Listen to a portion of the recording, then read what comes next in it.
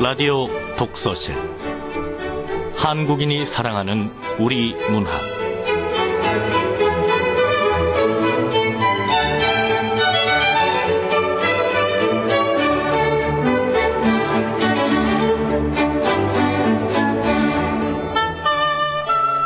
안녕하세요. 아나운서 김경란입니다. 등불, 고영조. 가진 짐이 무거우면 땅 위에 내려놓으면 된다. 높은 곳이 어지러우면 주저없이 땅으로 내려오면 된다. 등불을 켜고 가다 밝아지면 등불을 끄고 그냥 가던 길을 가면 된다. 켜고 끄는 마음조차도 없이 먼 길을 먼 마음으로 묵묵히 가면 된다. 거기에 등불이 있다. 이 쉬운 뜻을 아는데 얼마나 더 많은 시간이 흘러야 할까. 고영조님의 등불이라는 시의 뒷부분입니다. 살다 보면요, 말은 참 쉬운데 그 뜻을 알고 또 그걸 행동으로 옮기는 데는 상당한 시간이 필요할 때가 있습니다. 내가 지고 있는 짐이 무거우면 그냥 그 짐을 내려놓고 잠시 쉬면 되는데 이런저런 이유로 그러지 못할 때가 있죠. 자, 오늘 지금 이 시간은 육체의 짐, 마음의 짐 잠깐이나마 모두 내려놓고 편하게 쉬었다 가자고요.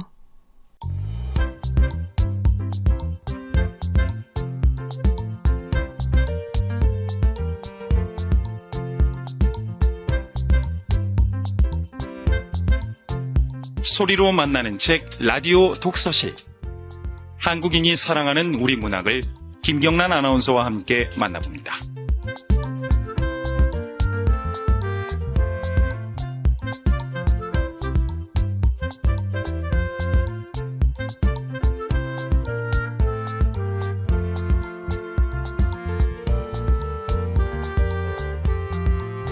KBS 라디오 독서실 한국인이 사랑하는 우리 문학, 오늘은 문순태 작가의 철쭉제입니다. 문순태 작가는 1941년 전남 담양에서 태어나셨고요. 지금도 담양에서 살고 계십니다. 작품 소개한 후에 전화로 연결할 테니까 기다려주시고요. 문순태 작가는 1965년 현대문학에 시가 추천됐고 1974년 한국문학 신인상에 소설 백제의 미소가 당선돼서 작품 활동을 시작하셨습니다. 주요 작품으로는 징소리, 철쭉제, 타오르는 강, 그들의 새벽, 된장, 41년생 소년 등이 있고요. 한국소설문학 작품상, 광주광역시 문화예술상, 이상문학상 특별상 등을 수상했습니다. 자, 지금부터 여러분들에게는 이 작품이 어떤 감동으로 다가갈지 문순태 작가의 철쭉제 들려드리겠습니다.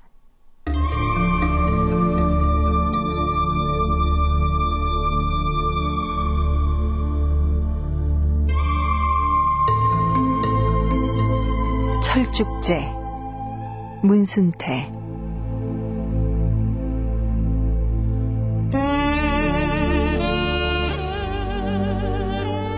첫날, 햇빛 속에 너무 오랫동안 앉아 있었더니 속이 메스꺼렸다. 창자가 또아리져 뒤틀리며 왈칵 내용물들이 쏟아져 나올 것만 같았다. 나는 폐허가 된 마당에 쑥대밭 속을 서성거리며 30년 전 우리 집 머슴이었던 박판돌이를 기다리고 있었다. 마음 저미고 몸 달아 있는 나는 기실 박판도를 만나기가 두려웠다. 30년 동안을 어금니 부드득 깔며 이날이 오기를 얼마나 몽글리어 왔던가. 그런데도 막상 그를 만나게 되는 순간에 와서 안갚음할 생각이 앞서 되려 두려운 마음으로 떨고 있는 자신의 나약함이 부끄러웠다. 살갗을 툭툭 쏘는 햇볕 속에 앉은 나는 회색 빛깔의 고향 산하를 휘휘 둘러보았다. 거꾸로 물구나무 서서 꽂혀오는 강한 햇살들 때문인지 눈시울이 찡해왔다. 나는 30년 만에야 고향을 찾아온 것이었다. 아버지가 머슴 박판돌이한테 붙잡혀가는 모습도 보였다.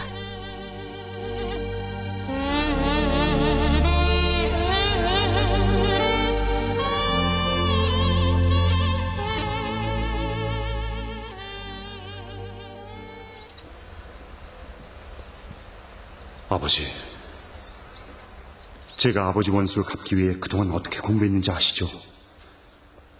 검사가 된 것도 아버지 원수를 갚기 위해서입니다. 원수도 갚고 아버지 유해도 거둬서 양지 바른 곳에 잘 모시겠습니다. 아버지가 개처럼 질질 끌려나간 사랑채 문간 옆 두엄자리의 감나무 가지에서 푸드득 참새 한 마리가 날아갔다. 나는 그 소리에 깜짝 놀라 감나무를 쳐다보았다. 머슴 박판돌이가 지금은 구례읍에서 무슨 사료공장의 사장이 됐다고 한다. 마을 앞 신장로에 뿌옇게 땅껍질을 벗기며 택시가 달려오고 있었다.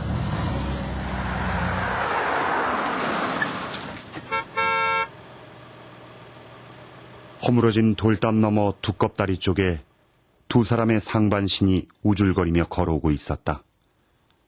키가 큰 쪽이 정복을 한 지서 주임이고 다른 한 사람이 박판돌이었다. 두 사람의 구두 발자국 소리가 가까워 올수록 가슴이 대장간에서 시우쇠 매질하듯 쿵과닥 소리를 내며 뛰었다. 영감님, 박판돌 사장님 모시고 왔습니다. 아니, 저기... 박판돌이가 토방 아래 고개를 숙이고 서 있었다. 그는 이따금씩 옆눈으로 힐끔힐끔 나를 훔쳐보며 무슨 말인가 할 듯 하다가는 입을 다물어버렸다. 나는 그의 힐끔거리는 시선에서 소름이 쫙 훑어내리는 섬치근함을 느꼈다. 나를 아시겠소? 아니, 근께... 이봐요, 박판돌 씨. 나를 알아보겠소? 알아매시고 말고요. 진작 한번 찾아뵈려고 했는데... 그래, 듣자니 돈을 많이 벌었다면서요? 아니, 마님은 잘 계시나요? 박판돌은 비굴한 목소리로 어머니의 안부를 물었다. 난 대답하지 않았다. 어머니는 내가 고향에 간다는 것을 한사코 알렸었다. 아야, 고향. 말만 들어도 오장육부가 뒤집혀지는 것 같다. 너는 고향에 징어도 않냐? 한 번 죽어서 흙된 사람 이제서 뼈 따고 편하게 묻어준들 죽은 네 아버지가 알아 죽었냐?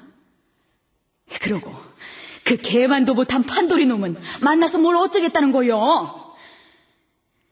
지난 일은 다 있고 앞으로 살 일이나 걱정해요. 너가 잘 되면 그게 다 판돌이 놈한테는 뼈아픈 복수가 되는 것이오. 네가 고등고시 합격해서 검사 되었다는 소리 듣고 간이 콩알만해졌을 것이다. 아서 고향 갈 생각을 말으라.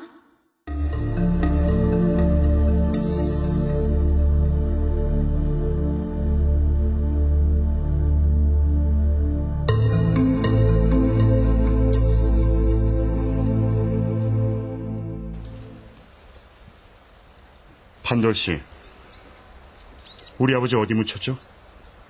내가 듣기에는 지긋지긋한 김일성 대학으로 끌어갔다던데. 김일성 대학이요? 지리산에 있는 김일성 대학?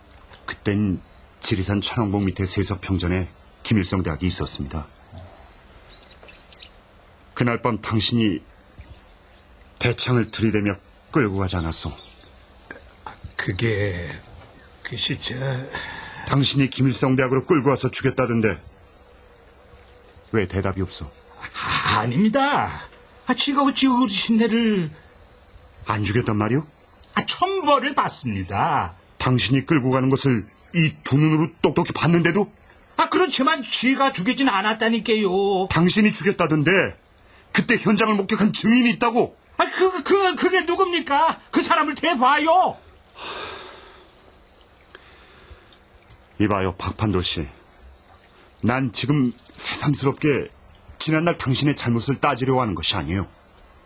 다만 자식된 도리로 아버지를 찾아 편히 모시고 싶은 것뿐이요. 아버지가 묻힌 곳을 대주시오. 참, 말하지 못하겠소? 거기 어디오? 말씀드릴게요.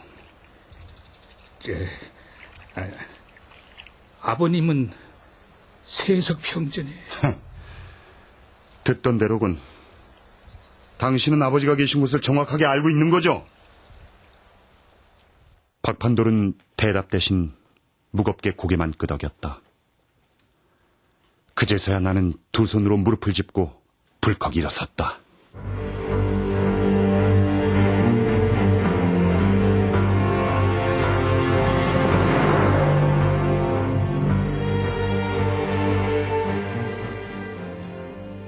둘째 날, 일행은 새벽 일찍이 화엄사를 출발했다. 일행은 모두 6이었다. 나와 박판돌 외에 직관과 인부 2사람, 그 밖에 여자가 하나 따랐다. 아니, 저 여자는 뭐요? 전 찰축제에 가요. 철쭉제? 불해온 지 3년이 됐는데도 아직 찰축제 구경을 한 번도 못했걸랑요. 아버지 모시러 가는 길에 여자가 다 뭐야. 세석평전까지 가신다면서요. 찰축제는 세석평전에서 열리걸랑요. 도련님, 그냥 내버려 두시죠. 세석평전까지 가자면 어차피 사흘 밤을 산에서 지내야 할 텐데 우리 일행 밥이나 해달래죠 뭐. 그래요. 다치는 건 제게 맡기세요. 그렇게 허시오, 검사 양반. 세석평전가장 댕겨오려면 한 사나흘은 잡아야 함께 여자 손길도 필요할 것이구만요. 나는 아무래도 여자와 함께 간다는 것이 달갑지 않았으나 하는 수 없이 눈을 감아주고 말았다. 일행은 앞서거니 뒤서거니 지리산을 올랐다.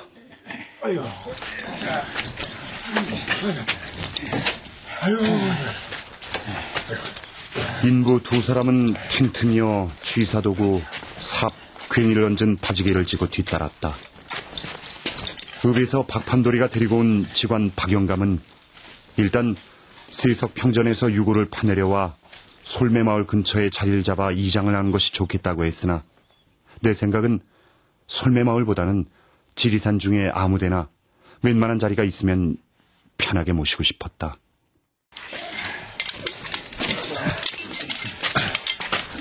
직원 양반, 30년이 넘었는데 갇힌 유골이 제대로 남아있을지 모르겠어요.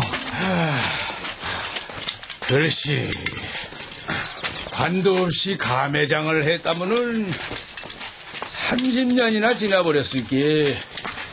너무 오래됐지. 힘드시죠, 도련님? 박판돌이가 뒤를 돌아다보며 해실바실 미술 머금고 말했다. 박판돌이로서는 도련님이라고 불러 은근하게 옛날의 정을 일깨움으로써 환심을 사려고 하는 의뭉스럽고 구린내 나는 수작이리라. 보기 싫다니까 더우네. 이봐요, 판돌씨. 예, 도련님. 당신 왜 우리 아버지를 끌고 갔었어? 아버지가 당신을 끔찍하게 생각해줬는데도 말이오. 쟤는 절대로 안 죽였습니다요. 그렇다고 죽일 것까지는 없었지 않소. 그리고 왜 하필이면 김일성 대학까지 끌고 가서 죽였단 말이오. 아니라니까요. 도대체 왜 머나먼 세석평전까지 끌고 올라갔었어? 시키는 대로 했을 뿐이에요. 누가 시켰는데? 그야 뻔한 일 아닙니까? 나는 박판돌에게 아버지의 마지막 순간에 대해 묻고 싶었지만 내가 막 입을 열려고 할 때 박영감이 바짝 뒤따라오고 있었기 때문에 입을 다물고 걸음을 멈춰서 버렸다. 셋째 날은 반야봉에서 연하천까지 걸었다.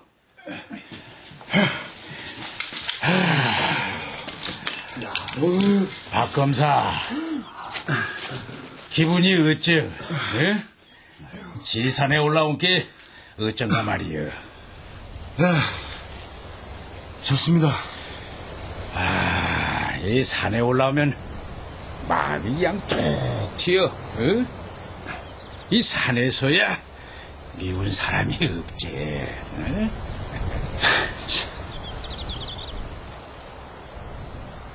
나는 박영감의 말에 피식 웃었다.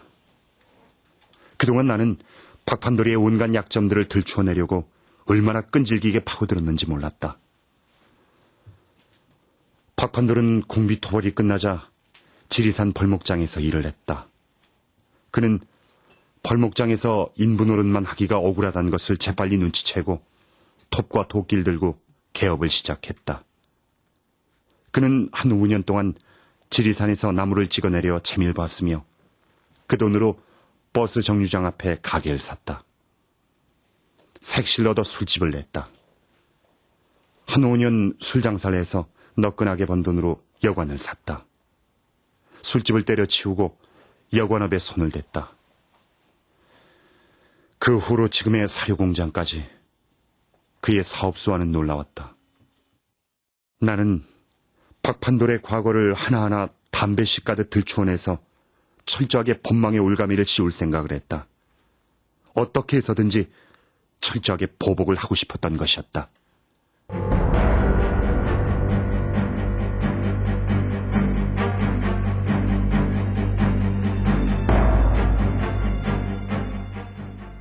다섯째 날.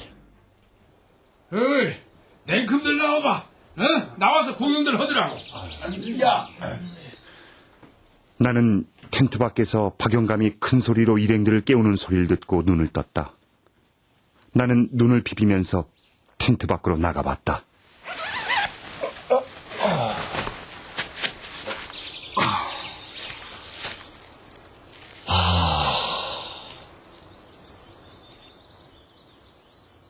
무지개 빛으로 찔러오는 햇살 사이로 온통 산에 붉은 물을 뿌려놓은 것 같은 세석 평전의 철쭉꽃밭이 질펀하게 펼쳐져 있었다.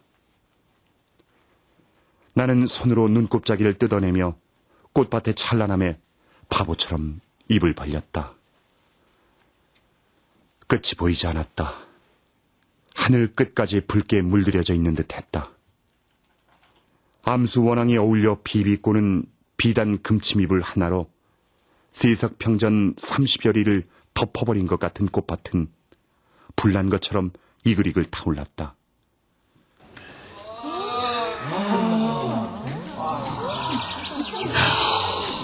좋군요.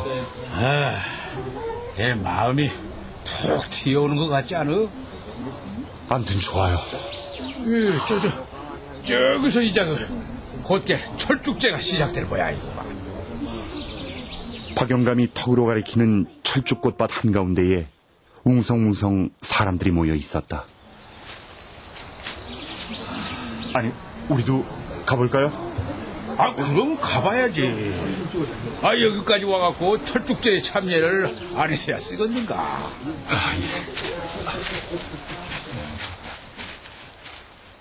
꽃밭에 깔린 잔돌들을 모아 제단을 만들고 그 제단 위에 철쭉꽃잎을 보료처럼 푹신하게 깔아놓았다. 빨간 철쭉꽃 제단 위에 돼지머리며 마른 명태, 떡, 과일들을 차려놓고 제관인 연합안 등반대장이 큰절을 하고 풍년과 태평성 대비는 고천문을 읽었다. 제관이 고천문을 읽고 나자 여럿이서 함께 또 너부죽이 큰절을 2번 했다. 여럿이 하는 큰절이 끝나자 차려놓았던 돼지머리를 내리고 주위에 술을 뿌렸다. 박수가 쏟아지고 꽃잎들이 엉켜붙은 돼지머리의 살을 싹둑싹둑 칼로 썰었다. 일행은 푸짐하게 술까지 얻어 마셨다. 아따, 이 박검사 얼굴이 철쭉권 마냥 후세하네. 거짓말을 할 줄 모르니까요. 원래 그 황금은 사람 마음을 검게 만들고 술은 사람의 얼굴을 붉게 하는 법이지. 저는 한 잔만 마셔도 얼굴이 붉어져요. 이것 보더라고요. 요쪽 요 철쭉꽃 색깔이 그냥 힘으로 그래 헌데 비해갖고, 저쪽 꽃 등성이 아래는 왼통 그냥 피를 토해 놓은 것 마냥 그냥 검붉은 이유를 아는가? 글쎄요. 저쪽 철쭉이 다른 데보다 유난히 꽃 색깔이 뻘겋군요. 그렇지. 표가 나지. 왜 그럴까요? 6.25 때, 저 음습한 곳에다 사람들을 그냥 무대기로 죽였다는구먼. 그래서 그냥 저곳에 철쭉꽃들이 유난히 붉다는 것이요. 그 말을 들은 나는 우뚝 걸음을 멈춰 서버렸다. 나는 걸음을 멈춘 채 철쭉꽃 색깔이 표가 나게 시뻘겋게 보이는 등성이 아래를 내려다보고 있었다. 그 순간 나는 주위를 두리번거렸다. 박판도를 찾고 있는 것이었다. 박판도 씨! 박판도 씨! 예, 도련님. 우리도 시작해야죠. 판도 씨가 앞장을 서세요. 그래.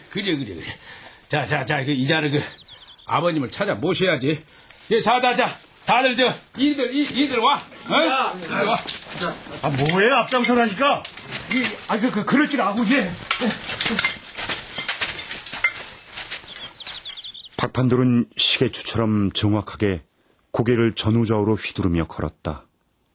옛날의 기억을 되살리고 있는 듯 싶었다. 그는 철쭉꽃나무를 발로 툭툭 차헤치고 등성이 쪽으로 계속해서 내려가다가는 후미진 바위 등골 옆에 섰다. 그때 박판돌이 후다닥 뛰어서 골짜기 아래로 내려갔다. 저거가 맞았죠? 아버님 있는 줄 찾은 것 같은데. 박판돌 씨, 찾아냈어요? 예, 찾았구먼요. 어디에요? 여기, 철쭉꽃나무 바로 밑이죠. 자, 이리 와요! 삼각팽이 들고 이리 와요! 이 자리가 아주 괜찮구만. 명당이야, 명당. 이 칠선봉을 뒤로 하고 이 섬진강을 바라보고 있으니까 좌청룡 우백호가 정확하고 괜찮아요. 자자, 일단요 철쭉나무 그대로 두고 우선 이 주변부터 조심조심 흙을 드러내야 쓰겠구만.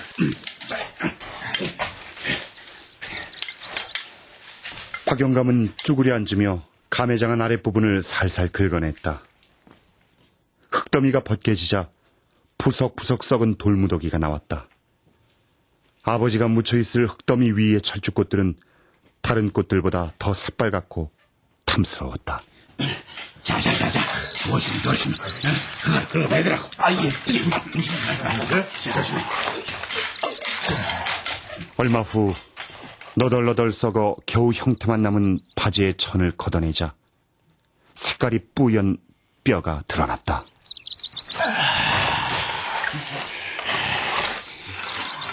아이고니 참말로 시통고망니. 관도 없이 감회장을 했는데도 요렇게 뼈가 깨끗할 수가 있단가. 여기가 보통 자리가 아닌가 봐요. 뼈가 왼통 흙빛으로 거무튀튀해 있을지 알았는지 요렇게 그냥 뿌옇고 묵신하니 말이요. 박영감은 뼈를 드러내면서 몇 번이고 감탄을 하는 것이었다. 나는 힐끗 박판돌이가 앉아있던 바위 등골 쪽을 돌아다 보았다. 그런데 박판돌은 거기에 없었다.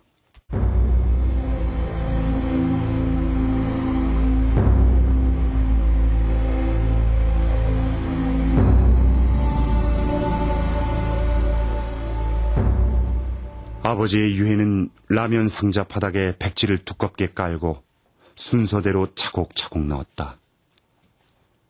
텐트로 돌아와서 박판도를 찾았지만 그곳에도 없었다. 아니, 박판돌 이 사람 어디 간 거죠? 아니, 어디 갔지? 도망간 게 분명해. 내 이럴 줄 알았어. 제발 저린 거지. 그 박판돌 사장이야. 그 산을 잘 아는 사람이기. 걱정하지 말고. 그 박검사 아버님은 어디 안장 홀틴가? 어디가 좋을까요? 내 생각 같아서는 말이지. 일단 그 천왕봉까지 올라가 보는 것이 어떨까 싶은데, 그 올라가는 도중에 좋은 자리가 있을지도 모르니까 말이요. 나가 그 통천문 부근에 그 봐둔 자리도 있고 말이지. 나도 박영감의 말을 따르는 것이 좋을 것 같이 생각됐다.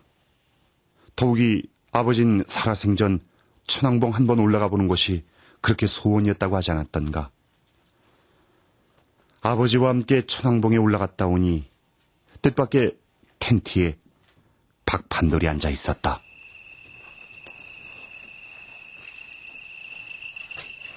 세석평전에서 그냥 내려가 버리려다가 꼭 전해드릴 말이 있어갖고 요렇게 뒤따라 올라왔구만요.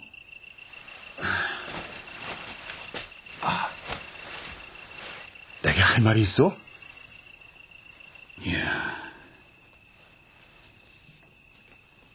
어르신께서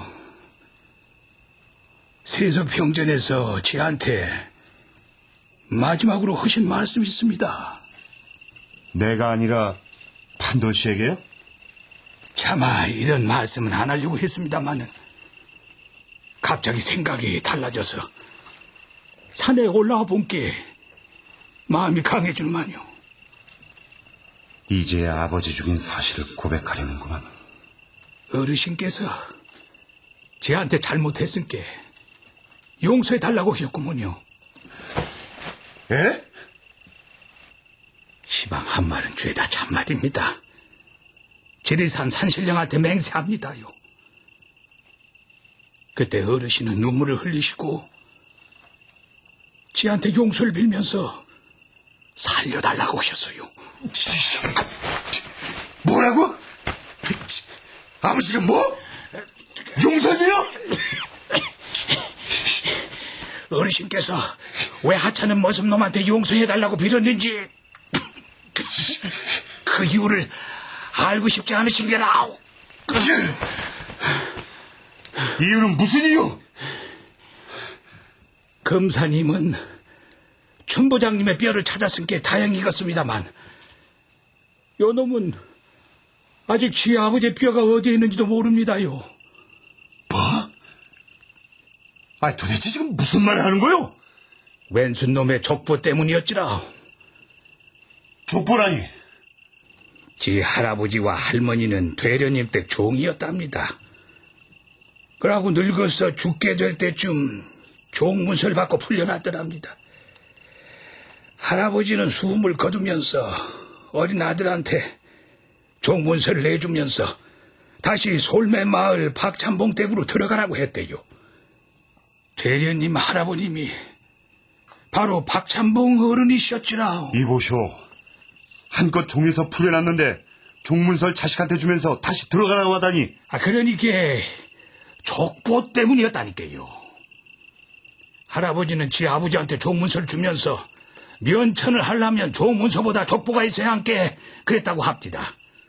족보가 없는 사람은 뿌리 없는 나무나 같아서 면천을 할 수가 없은 게 박찬봉님 댁에 들어가서 종문서를 돌려주고 죽으라면 죽는 신용을 해서라도 족보에 이름 석자를 올려주도록 하라는 것이었답니다요. 그래서 지 아버지가 찬봉 어른께 하소연을 하니 선뜻 승낙을 해주셨답니다.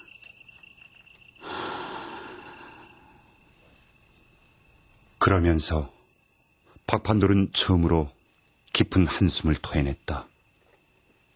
나는 그를 만난 이후 처음으로 그의 한숨을 들었다. 우리 아버지는 도련님 할아버지가 족보에 올려준다는 말만 찰떡같이 믿고 뼈가 휘도록 죽을 똥 살똥 일을 했답니다. 그러고 우리 아버지 26살 때 장가도 보내주셨대요. 우리 어머니 부엌대기 넙순이한테요. 곧 지가 태어났지라. 그러다가 어느 봄날 도련님 아버님이 우리 아버지한테 나흘간 멧돼지 사냥을 가자고 했다는구만요. 그런데 전날 숟가락이 부러져서 그냥 집으로 돌아오고 말았는디 방 안에 우리 어머니하고 도련님 할아버지가 한 덩이가 되어 있었던 거지요. 뭐요? 참말이구만요. 그런 걸 거짓말로 말할 수는 없지라. 그때 아버지가 홧김에 낫을 휘둘렀는데 그만 어머니가 도련님 할아버지를 가로막다 팔 하나를 잃고 말았습니다. 근데요, 할아버지는 우리 어머니 시집 오기 전부터 몸을 범했다고 하더만요. 그날로 당장 떠나고 싶었지만 그놈의 족보가 뭔지 그게 어른거려 눌러앉고 말았대요. 다음날 할아버지는 우리 아버지를 불러 올 가을에 족보에 올릴 거라면서 제 이름이 적힌 종이를 건네주셨다고 했지라. 할아버지가 지어주신 이름이 바로 박판돌입니다. 그런데 몇 달 후 도련님 아버지가 지 아버지한테 다시 사냥을 가자고 해서 떠났는데 아버지는 영영 돌아오지 않으신 기지요. 그 후에 정신을 놓은 어머니는 우리 할아버지 종문서와 족보에 올 아버지와 제 이름이 적힌 종이 쪽지만을 품속에 넣고 박찬봉 집에서 쫓겨났지라. 그러고 지가 11살 되던 해 여름에 어머니는 그만 연병에 걸려 죽고 말았지라. 죽기 전에 어머니는 지한테 그간의 이야기를 다 풀어놓으셨지요.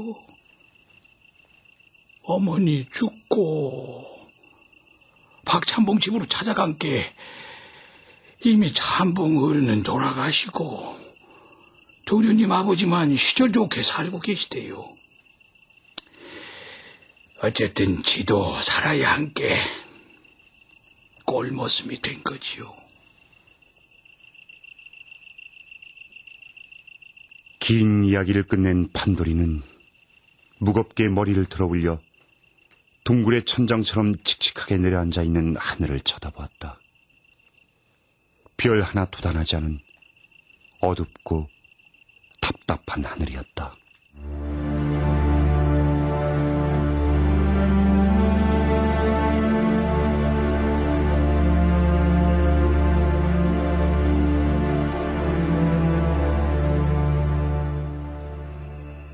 우리 아버지한테 당신이 박수의 아들이란 건 언제 밝혔어? 어디 기회가 있어야 하지라. 또 같이 살다 본게 마음이 약해집니다. 도련님 식구들과 오래 한숨밥 먹고 살다 본게 정도 붙고였어.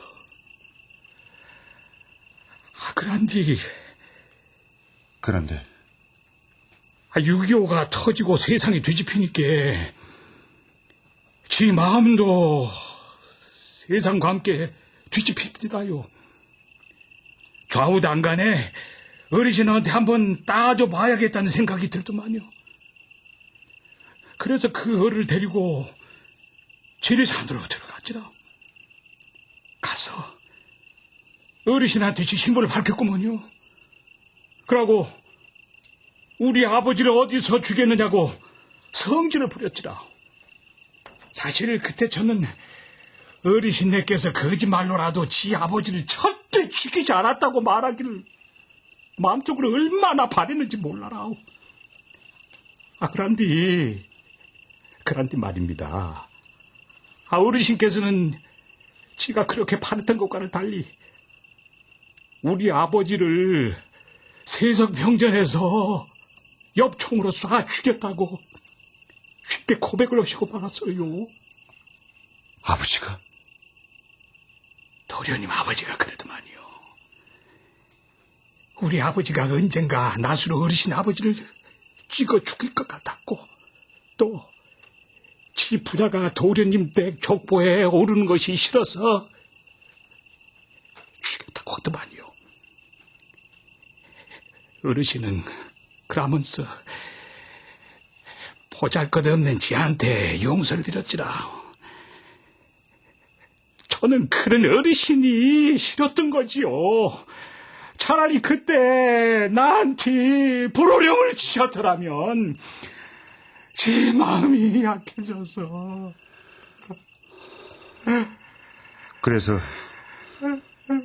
판돌 씨도 우리 아버지를 세석 평전까지 끌고 와서. 어르신께서 지 아버지를 죽인 곳을 알고 있다고 해서 지도 어머니 유언대로 우리 아버지 뼈라도 찾을까 하고. 그래, 찾았나요?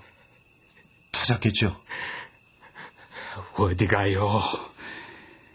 세석편전을 다 뒤져봤지만 철러진 철쭉꽃만 후러졌어. 차라리 잘 됐죠, 뭐. 물론 지도 아직 족보가 없습니다만, 그까지 족보 있으면 어쩌고 없으면 어쩝니까?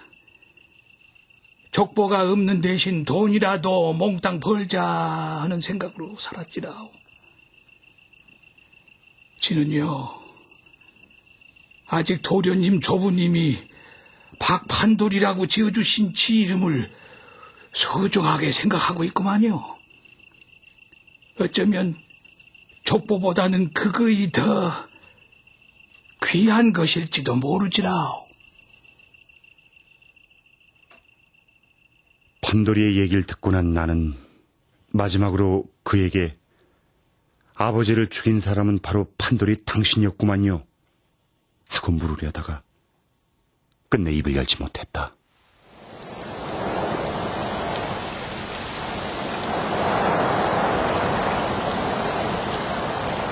갑자기 큰 바람이 산정을 휩쓸면서 빗방울이 떨어졌다.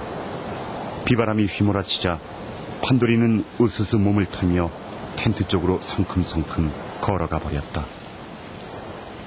나는 그와 좀 더 많은 얘기를 하고 싶었지만 비바람 때문에 그를 붙잡지 못했다.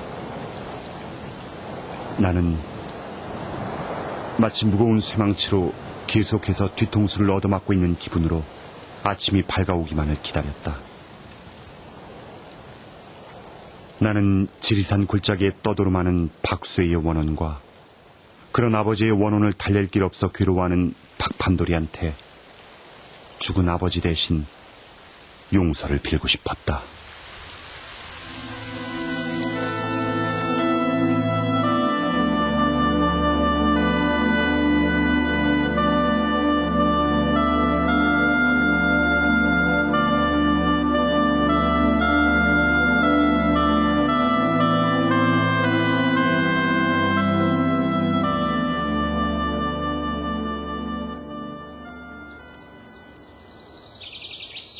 마지막 날 아침에 일어나 보니 언제 비바람이 휘몰아쳤냐는 듯 하늘과 산정이 조용하게 가라앉아 있었다.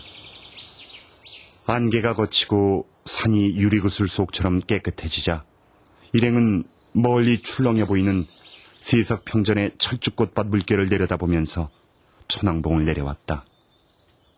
그리고 세석평전 철쭉꽃밭에 내려와 전날의 유골을 파냈던 바로 그 자리에 봉긋하게 봉분을 만들어 아버지의 유해를 안장했다.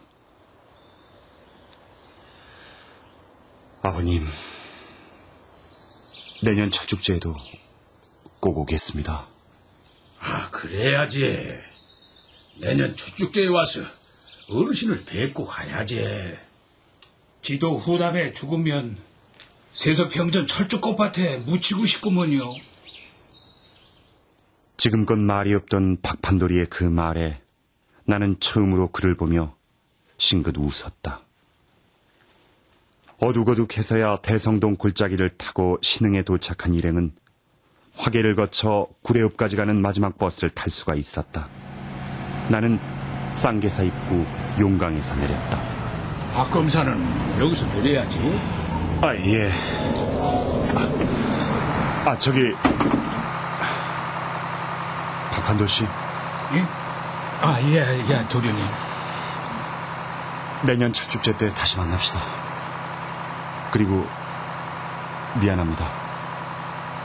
아버지 대신 제가 사과하죠. 나는 버스가 용강에서 멎자 박판돌의 코앞에 불쑥 손을 내밀었다. 박판돌은 엉겁결에 내 손을 잡고 악수를 하면서도 얼떨떨해하는 얼굴로 박영감을 돌아다 보았다. 그때 박영감은 방앗공이처럼 커다랗게 고개를 끄덕였다. 박판돌과 악수를 끝낸 나는 세석평전 아버지의 새 무덤 옆에서 꺾어들고 온 철쭉꽃 한 가지를 그에게 주고 버스에서 내렸다. 철쭉꽃을 받아든 박판돌이가 차창 밖으로 손을 흔들었다. 나는 무심히 손을 들어 바람처럼 저었다.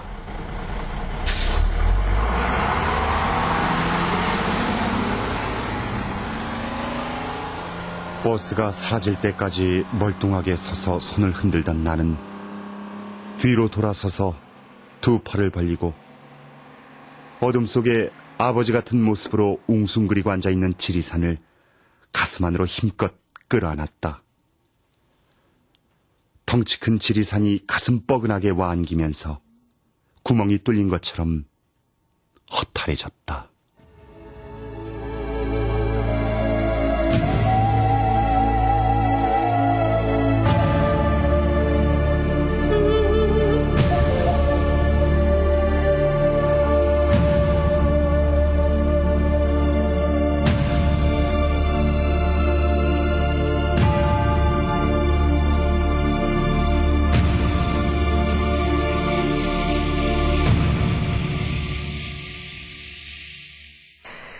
이번 작품 감동의 여운이 참 오래 갈 것 같은데요. 문스테 작가 전화로 연결돼 있습니다. 모셔보죠.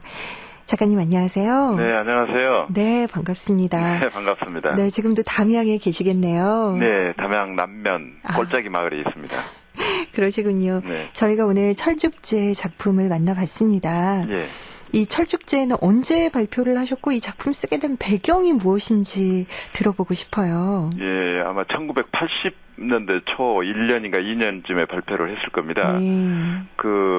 40년 전부터 지리산에서 철쭉제가 열렸거든요. 네. 세석평전이라고 하는 곳에서 철쭉제가 열렸는데 그때 거기 갔다 온 사람들이 한쪽이 유난히 검붉은 색깔이더라. 철쭉꽃이 한쪽에는 약간 희붉은데 한쪽에는 아주 새카맣도록 붉더라. 그래. 왜 그러냐고 물어봤더니 6.25 때 그 사람을 많이 죽여서 그 사람이 많이 죽은 자리는 그렇게 검붉다는 이야기를 하더라고요.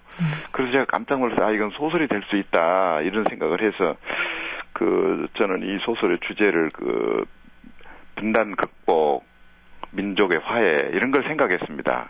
네. 그리고 이 소설을 쓰게 됐죠. 정말 그 얘기를 들으니까 네. 눈앞에 그 철쭉꽃이 만발한 그 지리산의 모습이 펼쳐지는 것 같습니다. 네. 이쪽은 약간 하얗고 이쪽은 굉장히 검붉은 철쭉들이. 근데 저는 무엇보다 인상 깊었던 것이 그 마지막에 예. 화해를 하면서 끝이 나서 참 마음이 편하더라고요, 그나마. 근데 이 작품 안에서 주인공인 이 박검사의 심리는 참 여러 차례 변화를 겪잖아요. 그렇죠. 처음에는 이제 박판도를 만나서 증오심, 그리고 또 두려운 마음, 이런 걸 갖게 되는데, 어떻게 이렇게 변화를 겪는 것, 왜 이렇게 되는 걸까요? 이 소설을 쓰게 됐던 80년대까지만 해도 그 이념의 장벽이 굉장히 두꺼웠습니다. 네. 그래서 그 이념의 갈등이 상당히 큰 문제였고, 그래서, 두려운 이유가 여기서 상식적으로 생각하면은 아버지를 죽인 사람이기 때문에 두려움을 느꼈겠죠. 그렇지만은 더 큰 건 복수심 자체가 두려움입니다. 그 자신이 그 마음속에 품고 있었던 복수심 자체가 두려운 거고, 누구를 사랑하면은 두려움이 없죠. 근데 누구를 증오하면은 또 두려움이 생기거든요. 네. 그래서 그런 건 심리적인 갈등에서 만들어진 두려움, 공포 이런 것이 아닌가 그렇게 생각을 합니다. 네. 그래요. 참 그 주인공 나도 참 여러모로 얼마나 그 내적 갈등이 심했을까. 그렇죠. 라는 생각을 갖습니다. 그리고 또 이 안에서 중요한 반전이 있잖아요. 그 예. 박판돌이 주인공인 나에게 부모 세대들에서 벌어졌던 그 이야기를 하는데 네. 나의 할아버지 박찬봉이 그 박판돌의 어머니 넙순이를 겁탈했다. 네. 그리고 내 아버지가 박판돌의 아버지 박쇠를 죽였다. 네. 이런 반전들이 계속 이렇게 이어져 나오니까 굉장히 이게 흐름을 타고 계속 읽혀지게 되더라고요. 예. 이런 그러면은 이런 반전이나 이런 구도는 처음부터 구상을 하신 거죠? 그러죠. 우리 역사 속에서 보면은 가해자와 피해자가 끊임없이 얽히고 설킨 관계로 지속되거든요. 네. 그러니까 평화로운 시대였다면 그런 게 없었을 텐데, 그 특히 6.25 그 공간에서는 가해자와 피해자가 뒤바뀝니다. 막 그래서 6.25 때 특히 피해자이면서 가해자가 되고 가해자이면서 피해자가 됩니다. 그래서 이 소설에서는 그 인과의 법칙이라고 하는 구도 그런 걸 생각해 봤습니다. 그러니까 왜 이렇게 되었을까 오늘날 이제 그 근원을 따져 보니까 바로 오늘날의 피해자가 가해자였다라고 하는 그런 거죠. 네, 참 많은 것을 생각하게 하는 그런 내용이고 또 그런 말씀이네요. 네.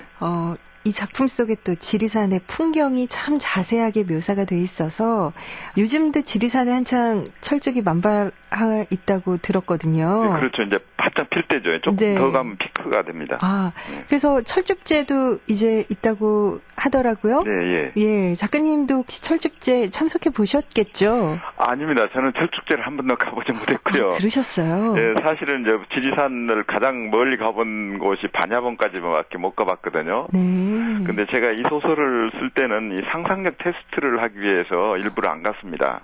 왜 그러냐면 네. 소설가한테 상상력은 굉장히 중요한 거거든요. 그래서 저는 직접 가보지 못하고 그 철쭉제에 참석하고 온 사람들 한 20명 만나서 제가 취재를 했어요. 그래서 그 취재를 바탕으로 해서 소설을 썼습니다. 그래서 나중에 그 취재 대상들한테 이 소설을 읽혀봤더니 정말 자기들이 봤던 것보다 더 생생하다 그런 이야기를 하더구만요. 상상력만 가지고 일부러 상상력 그러셨군요. 테스트를 하기 위해서 상상력으로 썼습니다. 그러면은 올해 열리는 철쭉제나 앞으로의 철쭉제를 다녀오실 생각은 없으신지요? 이제 가봐야죠. 더 늦기 전에 한번 가봐야 되겠습니다. 네. 작가님 오늘 말씀 정말 감사하고요. 앞으로도 계속 좋은 작품 저희에게 만나게 해주세요. 네, 감사합니다. 네, 고맙습니다. 네. 지금까지 철쭉제의 작가 문순태 작가와 함께했습니다. KBS 해피 KBS 해피 KBS 해피 FM 오늘 소개한 작품의 제목처럼 요즘 철쭉이 정말 한창이고요. 지리산에서는 철쭉제가 열린다고 하죠.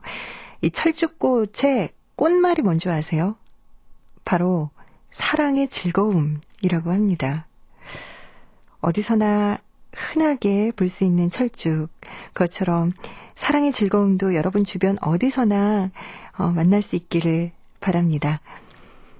지금까지 문순태 작가의 철쭉제 편, 음악 최현석, 효과 안익수, 노동걸, 김기평, 기술 이흥규, 극본 서현희, 제작 박기환, 장효선, 진행의 김경란이었습니다.